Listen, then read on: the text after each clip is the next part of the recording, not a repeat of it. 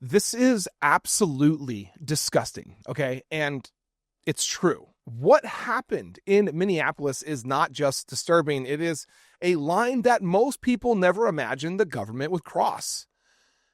Guys, ICE agents detained a 5-year-old boy, a child, during an immigration operation, not because the child committed a crime, not because, the child was a target, but because, according to school officials and family, the family's attorney, the child was used as bait. I'm going to say that one more time. The child was used as bait to draw other people out of a home. Okay, so obviously let's pause here for a second, because once you hear what they asked this child to do, everything changes. Okay, I mean, according to reporting from school officials in Columbia Heights, after ICE detained the boy's father, agents had the child walk up to the front door and knock to see if anyone else was inside. That's a 5-year-old in the cold, by the way, after school, being used during a federal enforcement operation. And ICE agents think that this makes it okay. ICE says that they were not targeting the child, that they, had an agent stay with him while, his father was being arrested, and, he was trying to draw more people out without knowing what was really probably going on, considering he's 5 years old. But the school district disputes, that version, and says an adult outside begged agents to take custody of the child, and they refused. So there was somebody there that was willing to go ahead and watch the child while ICE was, doing its usual illegal activities. But ICE would not allow them to do that because, from what's being reported, ICE needed that child to help infiltrate the home. Bait. Come on. Ask yourself this. If this was routine and, let's just say, appropriate, why are local officials publicly contradicting, ICE? I mean, this also wasn't an isolated moment. School leaders say that 4 students in the same district were detained in separate incidences over just 2 weeks, ranging from elementary school to high school. So that means kids in this community are now learning something dangerous. That's going to school does not guarantee their safety. That coming home does not guarantee protection.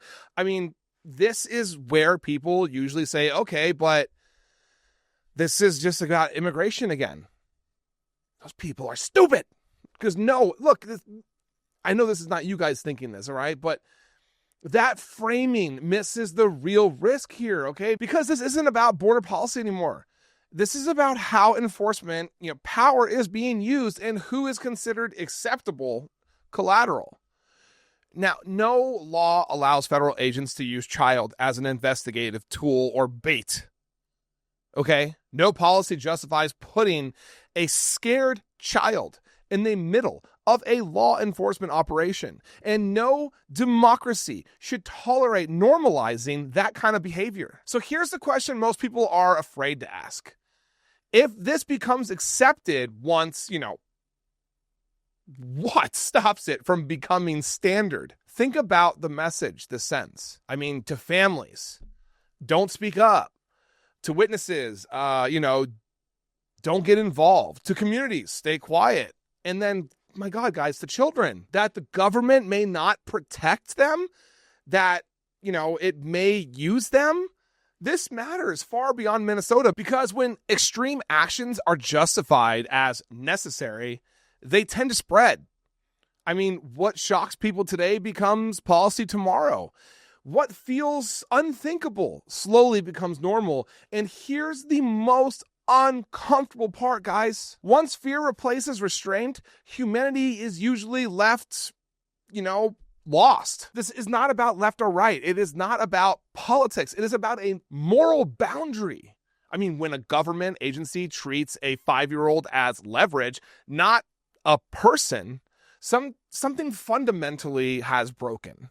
And if we don't draw the line here, very loudly, by the way, we may wake up one day realizing that line was not only crossed, but gone forever. Thank you for watching. I am Jared Zisser, and this is Ring of Fire. Please like, comment, and subscribe, and turn on notifications to make sure you are informed about everything important in progressive politics today. And if you are looking for fact-based independent reporting all day, every day, follow me here on Instagram or here on Facebook. See you in the next video.